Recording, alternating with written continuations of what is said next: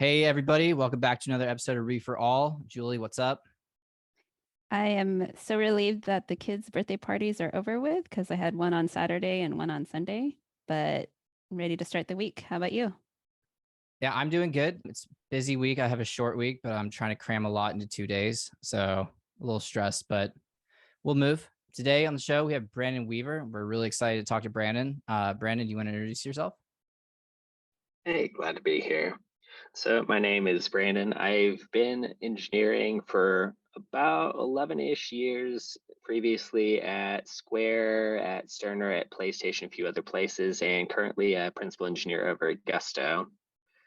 And what I'm here to talk about today is a lot about interviewing. And at Square, especially, I've done a significant amount of interviews from all the way from interns all the way up to very experienced engineers. So I'd love to talk and kind of explore some of that with all of you today. I'm so Yeah. happy to have you on the show, Brandon. I just wanted to share with the listeners how we met and why I wanted to bring you on to talk about interviewing.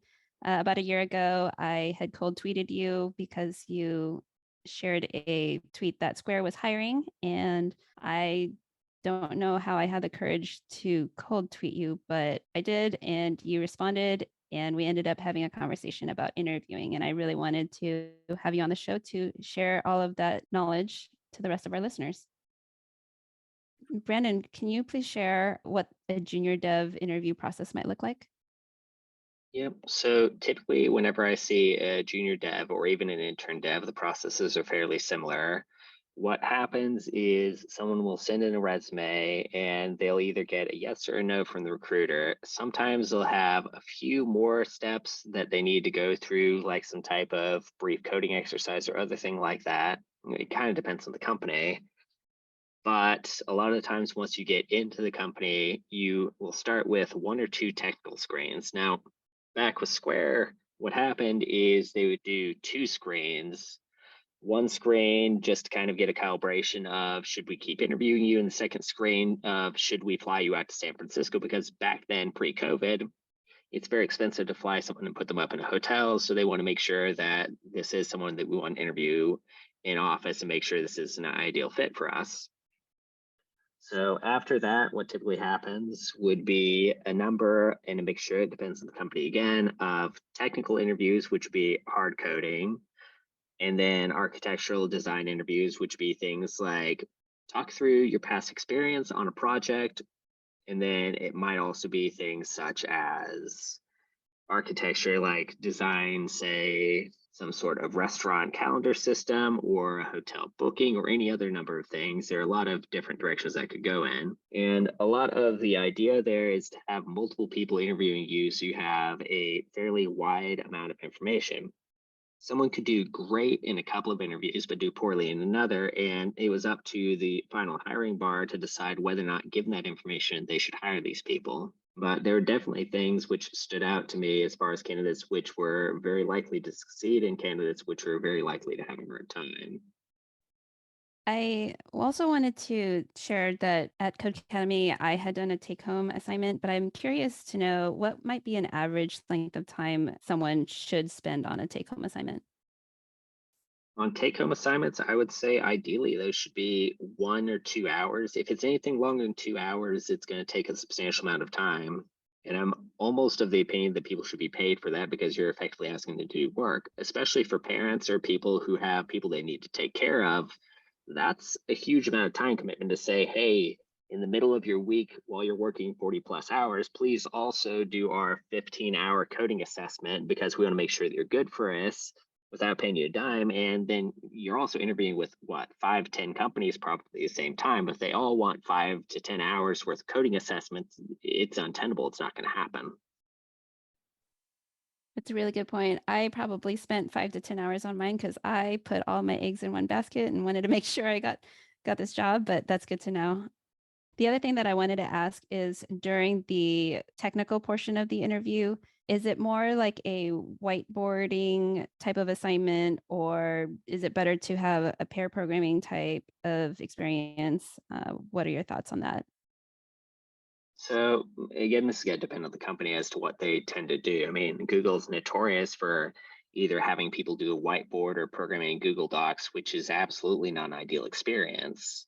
And the way I look at that is, how often are you actually going to be drawing code on a whiteboard? How often are you going to be programming a Google Doc? And the answer is less than 1% of the time with most all jobs. So why in the world would you want to interview someone on something they're never actually going to do in their job? Which I have very similar opinions about leak code problems, which I think are absolutely horrid indicators for how someone's actually going to perform at their job. But people seem to be obsessed with them because they're an easy yes no metric, and some engineers are obsessed with that.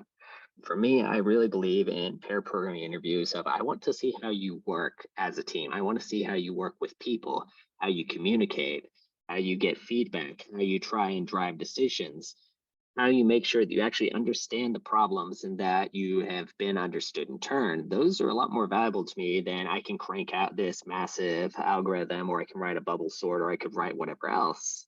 It's like, I want to know if you're going to be a decent person to work with, not that you're going to be a coder. The code can be taught. Being a decent person can't. I really like that a lot. I completely agree. I appreciated that Codecademy's interview process was also pair programming. And I honestly felt like I bombed the interview because I couldn't finish answering all the questions, but I work for them now. So they must have liked the way that I worked during the interview. So you bring up an interesting one, which is not finishing all the portions. So one thing in the technical interviews is, for me at least, I'm not looking for someone to complete all the portions. I mean, I could have someone complete 2 parts of my problem. I could have someone complete 10 parts of my problem. I make up parts after a certain point, by the way. But what I'm looking for is, I want to see, for your experience, for you as a person, how you drive the conversation, which parts you choose to make more interesting, because you could spend a huge amount of time on, say, part one or part two of my problem that I have, and end up with some very interesting conversation, which makes me say absolutely yes. And people get worried and they say, well, I didn't finish all the parts of your problem. I want to finish everything. Like, no, you finished enough to give me the information I need. And the information I need is not whether or not you've cleared all the kind of capricious points on my bullet point list. It's, have you actually given me enough information to say, yes, I would be willing to work with this person? So every question I ask and every point that I try and drive is going to be, are you someone that I would enjoy working with, or that I would enjoy having on a team? If I can answer that question definitively yes in one or two parts, well, then I say yes. Yeah, I think that's an important point, that like people are looking for good coders, obviously, but there's so much more about being a good coder that doesn't have to do with like your ability to write code, right? Your communication skills are a huge one that we talk about a lot. Your willingness to work with others, your agreeableness, like there's all these other factors. And you don't have to be a 10x coder to be able to get a job, right? There are so many other aspects. And when I see people often, they're like, I can't find a job. What do you suggest? I'm like, well, I mean, it appears like you can write Ruby, right? But what about these other things? Like, how are you demonstrating that you can communicate? Are you maybe working on open source? What about that? So yeah, I like that you brought up that point, that you don't have to, you might not be able to finish all the problems, but that doesn't disqualify you. And you shouldn't just not turn it in because you didn't complete them all. Yep, and that's why I really like, especially pair interviews, where you are working live with someone as opposed to a take home, because you can actually have that interaction, that camaraderie, and get that experience. But one of the interesting parts, and I know that TDD has been kind of a hot topic in some cases, whether or not people like it or not. For actual programming, I go back and forth depending on the task, but for interviews, I would almost actively encourage it. And here's why. A lot of the conversation early on is, I have a problem, like let's say rock, paper, scissors was the old problem I used to ask, just because it's very simple and I could use this to build into far more complex conversations. I could say, make me a rock, paper, scissors application, and then someone who's going to do well is going to ask me a whole bunch of questions about that, like, are there ever going to be more than 2 players? Are there ever going to be more than 3 options? How many rounds? What should we do during ties? What should we do in all these other edge cases? What do we do if we get invalid input? And then all these things start becoming kind of your requirements. They start building up what the expectations are. So now you have a shared understanding of what the interview expects. And it goes from being this very kind of abstract notion of, I'm just trying to solve the problem, I hope I'm solving it the way they want, to I am literally getting them to acknowledge what they want out of this problem. But where TDD comes in is, you can say, you've now acknowledged that invalid input should do this. Let me write a test to prove that my program will satisfy this condition. And then as you're going, you can add more tests and say, My program has now fulfilled all your conditions. Is this accurate to what you're expecting, or should we add something more to make sure that we catch these corner cases? Are there other things I might have missed? And I found that's very, very useful for driving the conversation of these interviews, which is, what exactly do you want out of me? Because a lot of times the interview doesn't actually know, and that's a fun little secret. Yeah. My like interview horror story, that's kind of exactly what happened. I didn't fully understand what they were asking from me. And though I tried to clarify, I still didn't understand. And I got nervous and ashamed. And I was like, okay, well, I've already asked this person to explain this like 2 times and I should get this by now. And I did not pass the interview, surprisingly, right? So yeah, that's asking for clarifying questions and starting maybe with the test so that you really nail down what it's actually supposed to do. So you're not just fumbling around trying to write classes and objects when you don't really have a full understanding of what you're trying to accomplish. This is super helpful advice. And I also want to say that it's super relevant to your job as well. I find that I'm coming into problems not really understanding the problem. And it's taking me a lot longer to get to a solution because I keep having to go back and I'm realizing, oh, I missed this step, or this isn't what I was looking for in the first place. Which is amusing because probably 90% of problems you come to in a software engineering company are not software engineering problems. They're people problems because people have not talked, they have not understood each other, they're talking over each other's heads. They say, hey, I know how to fix that. They go off and do it, and then boom, no one knows how in the world this thing works. They're the only person who understands it.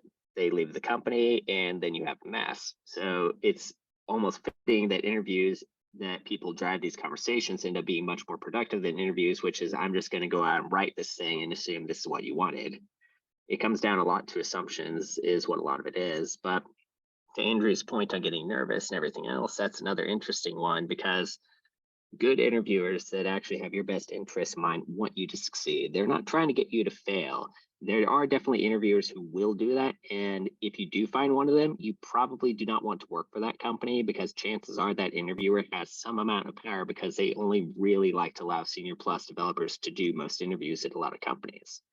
So if you have an experience where the interviewer is absolutely grilling you, lambasting you, or putting you aside and kind of criticizing you like that, I would run. I would just say, thank you for your time. I'm done because that's not going to be a good experience for you, especially to have someone like that as the face of their company. Because interview is literally your first interaction with that company as a programmer, as someone who might be working with them. And if your first experience is they treat you like garbage and throw you out to the side, well, I'd stay the heck away from that. But no, good interviewer is going to want to see you succeed. They're going to see that nervousness. They're going to work with you, they're going to ask questions. They're going to try and guide you back on a track. I mean, with me, I want to see someone succeed. I don't like to give failing grades. I never want to.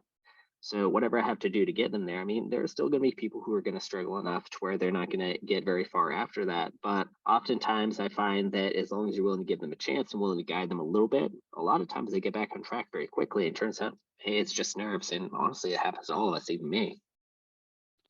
I really like that a lot. And I wanted to tie in accommodations that people may be able to ask for, especially like I don't do very well with having two people interviewing me. And I found out that I could actually request to have a one-on-one interview, which would certainly help reduce my nerves and perhaps make me perform better and people can see my true self. I'm wondering if there's any accommodations that you've come across where interviewees may be able to ask for that could help them in the interview process.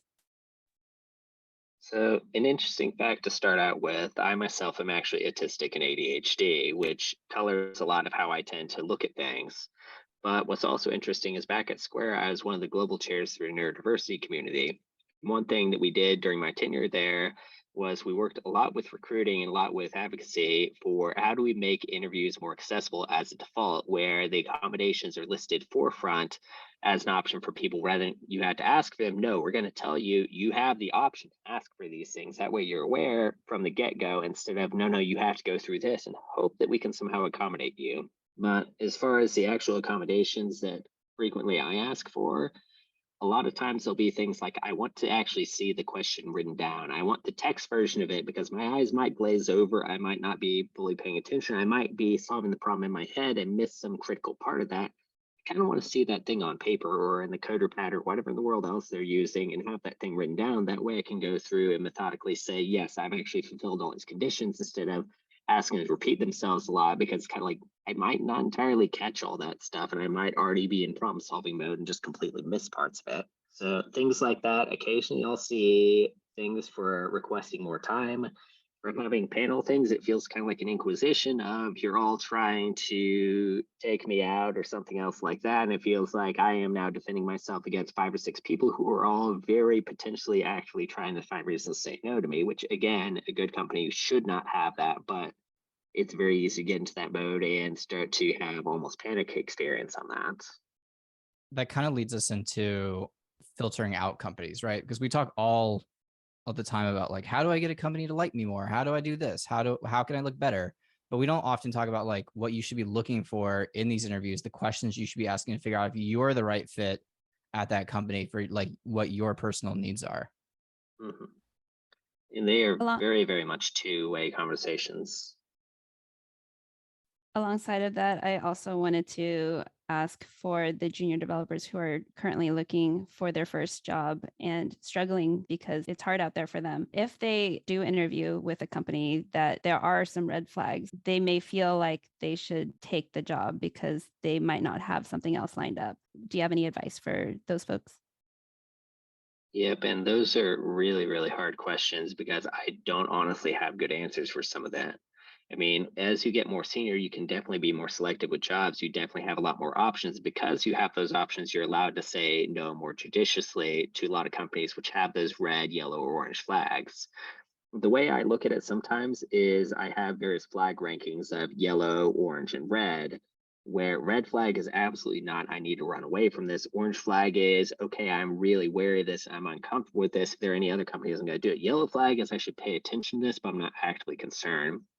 And I think a lot of it is kind of being able to scale, okay, how much does this concern me?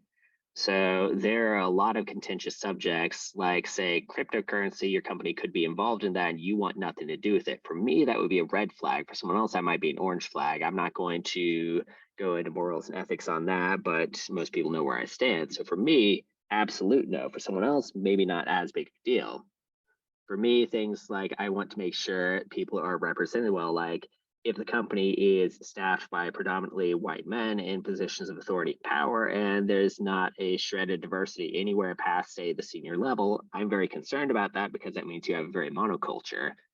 If the teams look similar, same deal. So it's kind of like I have a lot of these calibration metrics, which are how much do I like your company? How safe do I think I'm going to be here? And how safe do I think others are going to be here? Because if I'm in a very senior level, I want to be referring people into these positions, and I don't want to bring them into a company where they're going to be discriminated against or feel unsafe or feel like they can't grow and have potential. So for me, I have a very different vantage how I look at it. But for a junior, what I'd look at is yes, it's very hard to be picky in some cases. And also, if you have so many interviews that you're just being buried with them all the time, it's kind of like, well, I've just gone through 10 interviews. That's going to wear on you. I mean, there's only so many interviews you can do there. For me, what I've tended to do in the past is I'll find companies which are maybes for my interest level, and I'll rank them kind of on a scale of, say, C all the way up to S rank. S rank is this is my dream job. This is where I eventually want to end up. What I'll do is I'll put a bunch in C rank and say these companies I would work at. It wouldn't be my first option, but I would work at them. B rank, which be I'd be pretty okay with working with these people. They have a decent reputation. A rank, which would be okay, this is solidly a company I want to land in. I'm actually interested in. S rank is like the top 1 or 2 companies that this would be my dream job and this is my moonshot. This is my all in. I would do anything to go work here. And you also have to be open to the fact that probably you're going to find out this was not the right company for me. And a C rank might actually be an A rank, and an A rank might actually be an F rank because you found out something really bad about them. And it's like, no, I'm out. So a lot of times what I do whenever I'm interviewing is I'll take a bunch of C ranks and then I'll try and get interviews with them. That way, by the time I go up to the B, A, and S ranks, I have some amount of experience under my belt and I have potentially some offers, which allows me to be more picky, which allows me to have conversations and say, I don't particularly like this assignment, or I don't particularly like this team, or I don't particularly like the pay or anything else like that. It gives you a lot more room to negotiate instead of being, this is my only option. I have to take it even if there are red flags. I want to know how a person would know that a company would be a good fit for them. So how do I ask this question? A lot of it comes down to what you value, and especially with very new engineers, there's always that tagged on segment at the end, which they might write off as, okay, these are just little nicety questions. They'll always ask, are there any questions you have for us? And that's actually probably one of the most critical parts of the interview to find out information about the company. One thing I will do, especially, is I'll reach out to any of the people. I can circle back in this later because there's a whole other topic on this, but I'll frequently circle back to kind of asking SREs or other operations folks, which have a very, very high level of insight into the company, especially the technical part of how it works, as one of the cost centers of the company potentially, because they tend to have much more honest opinions about stuff. But a lot of things that I try and ask are, how is your representation? Do you have LGBTQ employees? Are they represented well? Do you have affinity groups? Do you have support networks? Do you take care of women? Do you have healthcare options? Do you have paternity leave? How do parents end up being involved? How would someone with a neurodiverse condition be treated at this company? Do you allow people to speak at conferences, to be involved in public policy? How do you engage with political events as they happen? And how exactly would you react to, say, insert event which happened in the last couple of weeks here?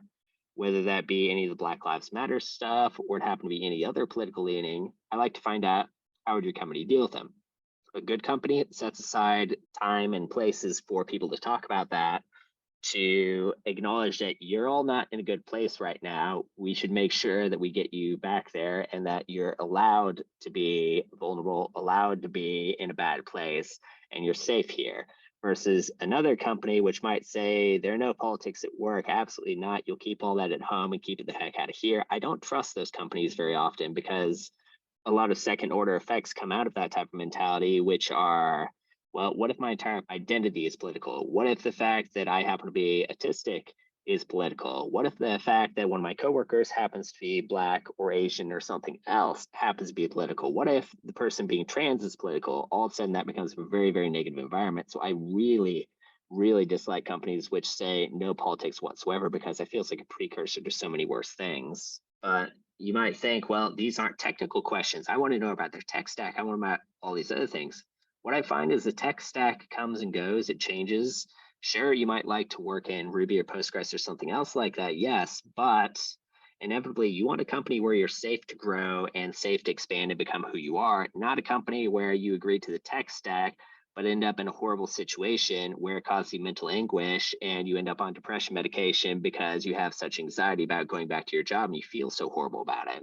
So for me, the socio-political questions and how they treat especially underrepresented people is critically important to how I view a company. Yeah, I think those are all great to hit on. The only other one I want to add is like, how do you mentor juniors? What's my growth path look like? What does success look like here? How do you measure that? All those other sorts of things. Like it's great to know how you're being judged and graded before going into it, because they're like, oh yeah, we count your lines of code. Well then I'm out, right? So there are a few, like some of those, in addition to what Brandon said, there's a few additional ones of like how you're going to be judged, what your growth path looks like, that you can also ask as well, that I think are important. Yep, and those are great points. I love that you went there because that's also one of the things is how many underrepresented people are at higher levels. So, is there a glass ceiling at this company? Do you only promote people who happen to look and think like you? Is this a monoculture in leadership, which means that I will not actually be able to succeed as soon as I go to higher levels? In a lot of growth paths, there are a huge amount of companies which do not actually have engineering levels, do not have growth paths, are not good about promotions. Managers don't really invest in that. And there are companies which have these very detailed, elaborate paths and everything, which are set up with great mentorship programs that are very good for it. So you also want to know, am I going to grow here and am I safe here? If you can answer those two questions well, and you can also answer that I'm also being compensated fairly for my time, great. That's probably a good company to put in your top tier and say, yes, I am interested in this place. I feel like juniors may feel like if they do ask some of these questions, then the company might not accept them for whatever reason. Do you find that there's ample time at the end for people to ask their questions? And would they be biased for asking certain questions?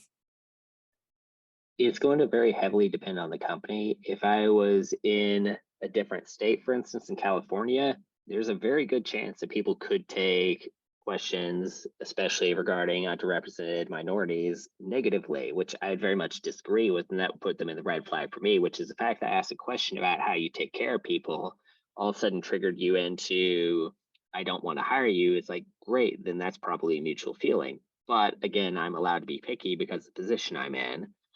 So there is a certain amount of how much can you ask these things and how much can you safely do. And I think it really depends on kind of the state, the locale, the companies, and everything else around you. And I really hate to say it because I'd love to say, yes, you should just turn down every company which is not morally pure and unambiguously good. There's no such thing. What I also do is I tend to rate companies on kind of a moral scale of how much do I trust them to do the right thing? How much do they engage well with society? How much do they go into negative things? Like, say, a company like Palantir is clearly on the full left side of absolutely never, not a chance this is ever going to happen because morally they're absolutely bankrupt and they do horrible, horrible things without questioning the ethics of any of it. So that is in the complete wrong bracket.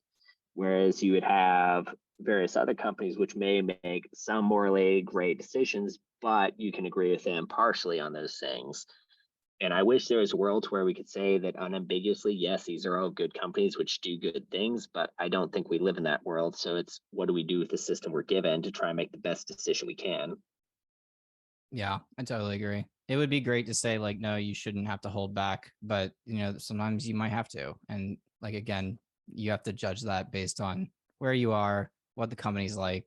But it can be like a big red flag if they're like, if you're asking about underrepresented people in the company and then they start getting, angry or like noticeably frustrated about that, like that's a red flag. But like Brandon's also hitting on is that we're seniors, we have that flexibility and more like leniency. But if you're a junior and you've been searching for a job for 6 months and like the only company that's interested is like this morally bankrupt company, like you're kind of in a hard position. Yeah, and those are really hard because sometimes it's you have to put food on the table, you have to find something, you have to have work. And I hate those situations because that means that there's so many good companies which could have been there, which could have been supportive, but they're not hiring. And that gets into an entirely different thing, which is I believe companies are so horribly focused on hiring senior engineers that they do not create junior opportunities, even though juniors are critical to the growth of a company and critical to actually scaling out your infrastructure. So it's kind of like the fact that a junior has to actually make that decision is a moral failing of all these companies, which will not hire juniors to near enough of a degree to make it to where those companies are actually the only option. And that's very frustrating for me that we end up in this position, but I can't truthfully judge someone for having to take some of those positions because at the end of the day, you do have to earn something and you do have to survive in this world. I mean, I'd prefer that we had a nice, pure system where everything goes exactly as planned, but sometimes it's all system compromises and how much can you compromise before it kind of violates who you are as a person. And that's the line I look for a lot of times. You bring up a great point, and I wanted to share also at Code Academy, I felt like I belonged because I was one of 6 apprentices at the time. This was a year ago. And when we joined, we were also paired up with a mentor and a buddy. So I felt like I was set up for success. And it would be great if more companies were able to do this, where they could hire at least a junior. It's better if they could hire 2, so they would have a pair that could talk to each other, because having that group of apprentices, we all didn't really know what we were getting into. It was really helpful to have conversations with them, but also having that mentor was really integral to my success at Code Academy. Yep, and you bring up something interesting. It's kind of going into the expectations of what makes a junior engineer and what makes them successful. I had this conversation recently with my wife who's looking into some more junior development positions around educational technology. And the expectation she had as a second career person coming in from teaching, where I need to be self sufficient. I should not ask questions. I should be able to deliver on my own and competently debug everything. I'm like, no, no, no, no, no. That is very, very senior.